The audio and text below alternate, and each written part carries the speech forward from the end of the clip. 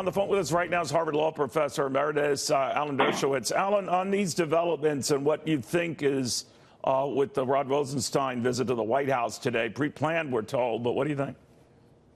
Well, I think Rosenstein stays. I think the White House counsel and Trump's lawyers want him to oversee the investigation to finish it. But then I think the crucial question is if there's a new attorney general in place and the new attorney general is confirmed by the Senate, the big question is going to be whether or not the report gets released publicly. That will be a decision that can be made by the new attorney general because it has really nothing to do with overseeing the investigation. It's a policy decision, and we don't know who the president is going to appoint. He doesn't have complete free reign. There are enough Republican senators who wouldn't let him appoint a crony, who would at least insist that the person appointed be somebody of distinction and some degree of independence. So, the president wants a loyal person in there, and he has the right to get one. But there are limits to the loyalty that the Senate will allow him to demand from an attorney general. So I think the big issue is whether the report gets released, and that will very likely not be up to Rosenstein, but instead be up to the new attorney general. All right, but would this acting attorney general, Matthew Whitaker, be in a role, he would be the superior to Rosenstein, would he not? And he would be the one calling the shots, right? Technically, but I think he would defer for several reasons. Number one, he has his own possible recusal because of the op-ed that he wrote, although I don't think that's a ground for recusal. But I think he's the new guy. That's what Chuck Schumer wanted to do. That editorial alone was good enough for him to demand his recusal. But you don't think that's enough? Don't think it's enough. But I do think that he's not going to want to take over the investigation. I think he'll defer to Rod Rosenstein. And but then when crucial decisions come up, like whether the report is made public, he may want to weigh in and actually take responsibility for making that decision. Now, was it your gut feeling that there was closure or that something was coming together on the Mueller probe? There had been talk that maybe within just the next few weeks we were going to get the Mueller findings. If that were indeed was the case, how does this complicate matters? Oh, I don't think it complicates matters very much at all. I think if they're getting into closure, I think everybody wants to see closure. I think the president's lawyers want to see closure.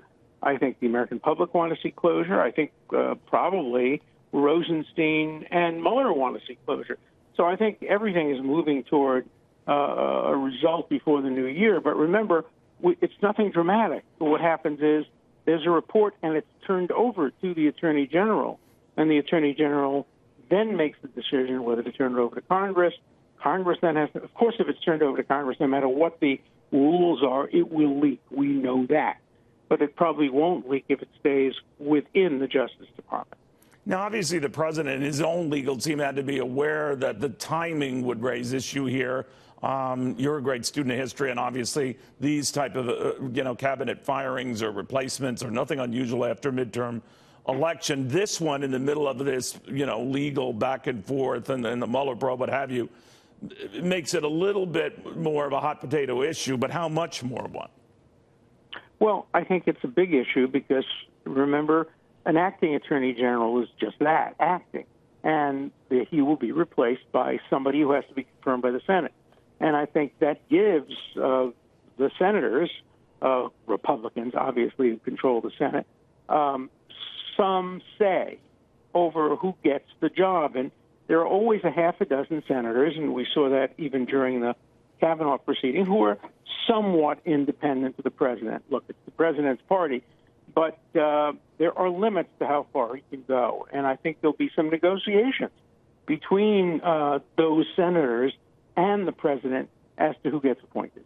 Real quickly, Rod Rosenstein arrives at the White House, whether this is regularly scheduled or not, Alan, and they tell him, all right, Matt Whitaker's our acting AG, you're going to report to him. What's to stop Rosenstein from saying, well, then I'm out of here, I quit?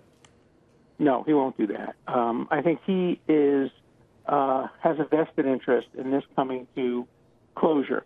I think he would quit if the president tried to tell him he couldn't do this or couldn't do that. Or asked a resignation letter from him, right? Yeah, the president has already said earlier that he's not going to replace Rod Rosenstein. And I think that's a decision that was made not only by the president, but by his legal team as well.